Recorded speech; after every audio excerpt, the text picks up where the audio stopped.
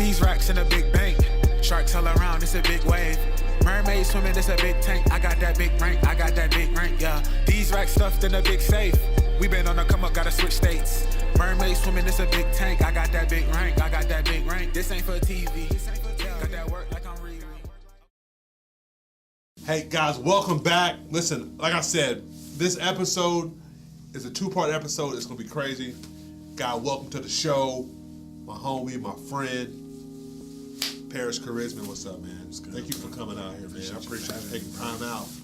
Man, so how things been going, man? Things are going good, man. Things are going good. It's looking up. Yeah, the music is crazy, bro. Appreciate it, bro. You know what I'm saying? That joint you dropped with KB and 1K. Oh, yeah, back soon. Go get that. What's understood. You know what I'm saying? Crazy, man. 1K. You've been dropping project after project, heat after heat. Thank you, bro. You know what I'm saying? Come on, man. Ice water. Come on, man. Ice water. And so, like, hey, I want to get into it, man. I want, you know, our listeners, our fans, our supporters, man, who we love. Thank you guys so much for tuning in and watching these videos. But, you know, they've been anxious to hear, you know, kind of hear this interview and kind of hear you just talk about your path and your craft. And so, man, take us back. I mean, where's home for you? Where were you born? Like, how were you? I mean, take us back to that moment.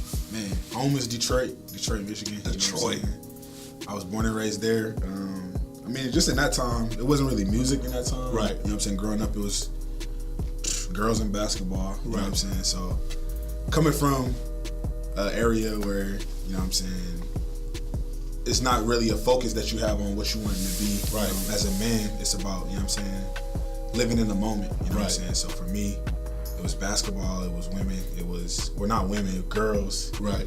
And just trying to be the cool guy, you know what I'm saying? Right. So coming from that, going into Oklahoma, moving to Oklahoma, I Right. got in trouble, you know what I'm saying, in high school. My mom moved me out here. Kind of like Fresh Prince, man. You know what I'm saying? In a sense, I went from, you know what I'm saying, little apartment to my uncle's. Right. You know what I'm saying? Are you being for real? Yeah. Wow. I moved with my uncle, you know what I'm saying, him and his wife, my auntie Shantae. Can you prep for the song if you make a song? Nah, for real, I got you. Okay. You know what I'm saying? But coming from that environment in Detroit, you know what I'm saying, where it's just kind of ruthless, it's grinding, Right. you know what I'm saying? I mean, you have your nice areas, but just the mentality. Right. Coming from that to a place like here, man, it's more focus driven. People are either, it's like families, it's a family oriented, you know what I'm saying? It's not urban area. It's more of a settling place, a place of growth. Right. And I just, you know what I'm saying, I'm thankful for it nonetheless, for sure. And so, what year was that when you actually came to OKC? 2000. I came to Tulsa. Right. 2008. 2008. Wow, bro. You came to Tulsa 2008. Into my sophomore year of high school. What school? Union High School. Oh man, that's a gang school. Yeah. I'll tell you one thing about Union is I remember I came. Man, this is gonna blow your mind.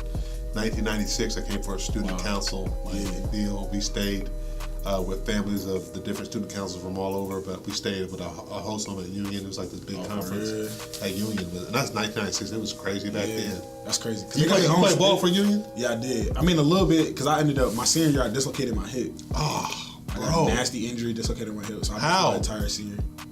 I don't know how it happened. I feel like, you know what I'm saying, it was just me, because I was super prideful, you know what I'm saying. I was mad at some stuff that day, but I don't know, I got like a steal, and I went up to, you know what I'm saying, lay the ball up, and my hip just like popped out of place, popped back in, and my senior year was done.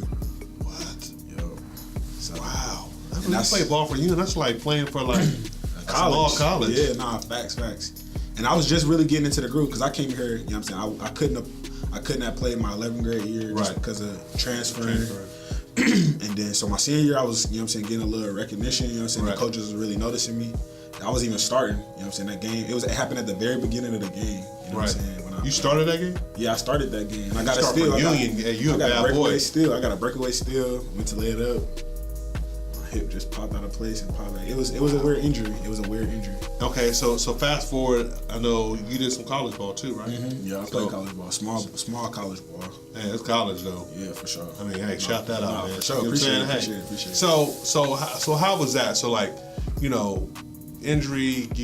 Now take us, walk us into college ball. What did I look like? Started out at Rhema, which is like a club. Rhema?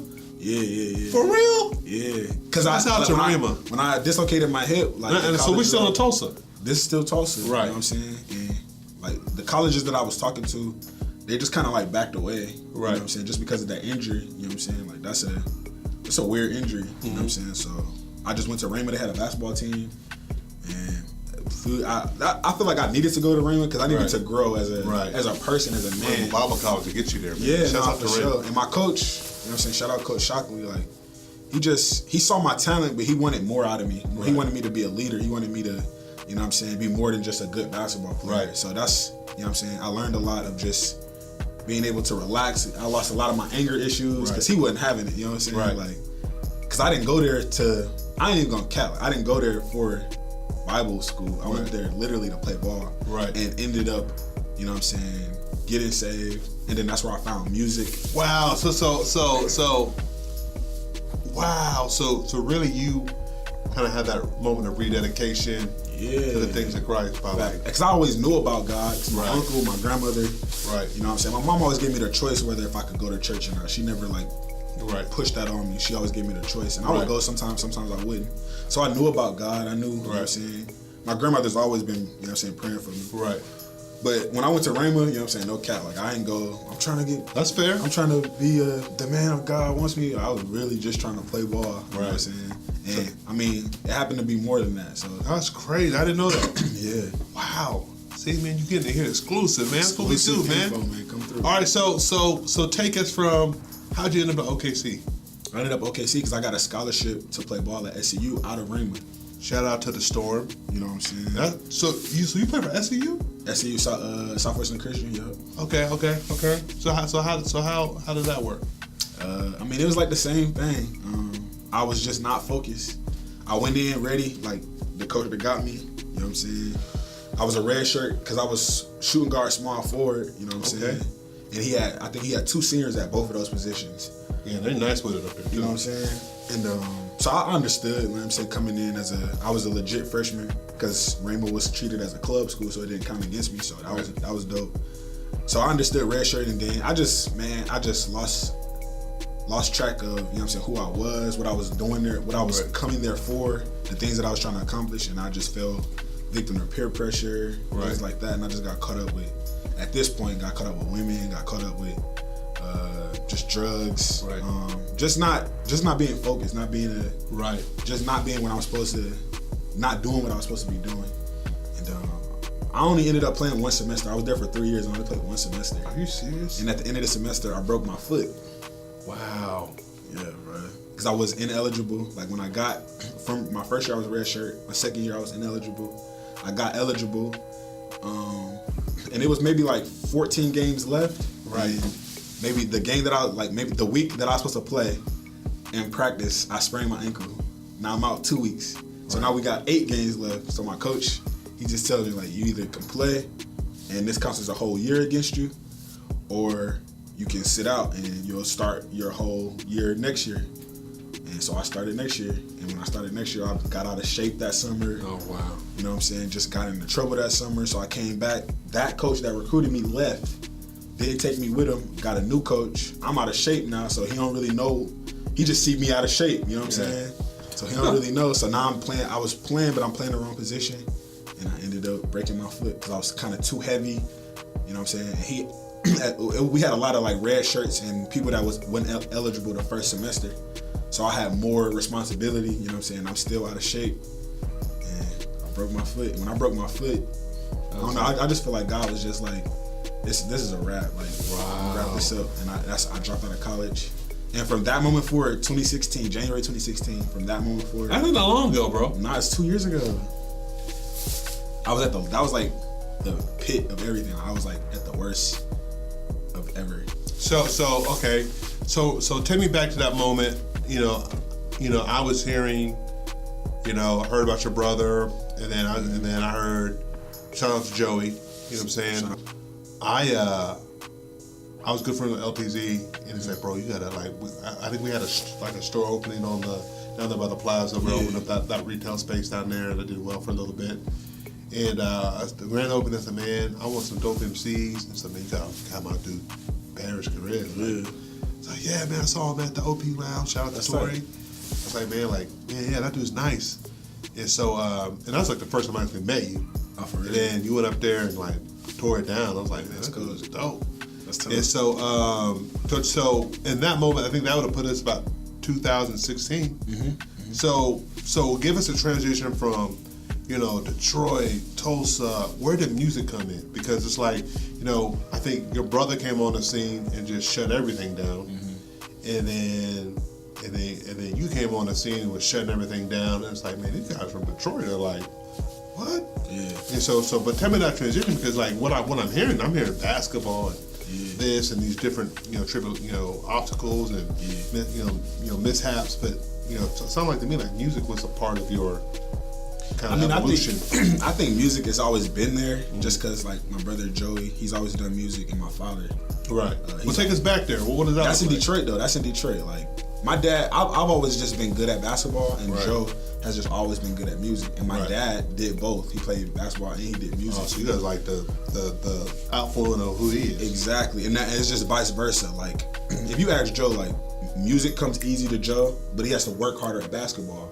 Basketball comes easy to me, but I have to work harder at music. Right. But he's really like, Joe is like super athletic. Like if Joe got into shape, he'd dunk on you. Like he can jump out the gym. Like he's super athletic. If he just works harder. Like for me, with music, if I work hard, I can make the music you love. You know what I'm saying? But it doesn't come as natural as music does for him. You know what I'm saying? So, but music came into my life probably like 2011. You know what I'm saying? I've always liked it. I used to write poetry.